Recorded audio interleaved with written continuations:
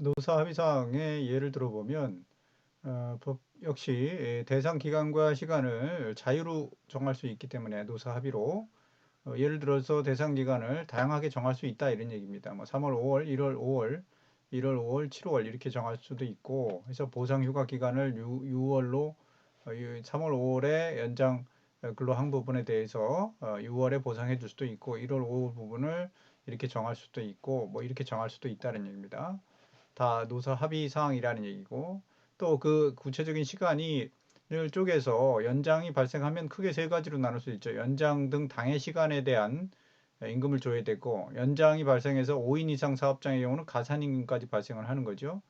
또 그래서 이것을 이제 보상 휴가 대상 기간을 대상 시간을 잡을 때 연장 등 시간이 100시간 발생했다.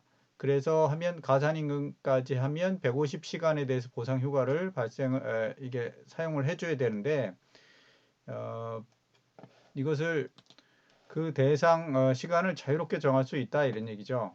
그래서 연장 등 시간에 대해서만 보상휴가를 실시할 수 있고 두 개를 합친 것에 대해서 보상휴가를 실시할 수도 있고 가산임금에 대해서만 보상휴가를 실시할 수도 있겠다 이런 얘기. 가산임금에 대해서만 실시하는 경우는 보상휴가 부월 시간은 이제 50시간이 되겠죠. 그렇다고 하면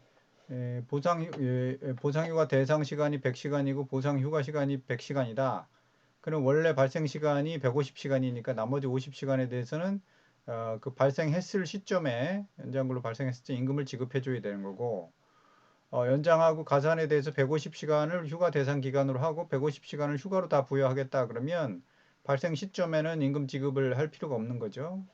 그다음에 가산임금 대상 기간을 50시간을 가산임금 대상 시간만으로 보상휴가 대상 시간을 정했다. 그러면 보상휴가 50시간 주면 되는 거고 150시간 중에서 100시간은 그대로 임금을 지급하도록 되는 시간이 되겠죠.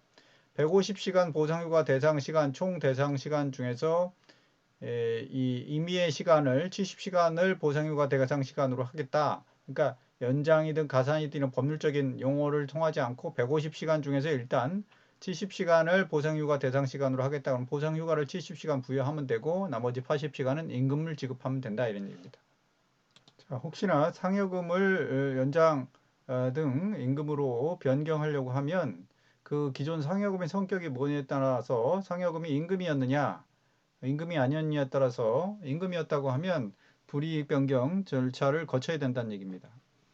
그래서 상여금이 취업규칙이나 근로계약서 사무실 관행에 의해서 지급 의무가 있는 임금성이 있다 그러면 이거를 연장 등 근로수당으로 전환할 때도 불이익 변경 절차라고 해서 근로자 대표 역시 또 그를 포함한 근로자 과반수의 동의를 얻어야 되는 겁니다.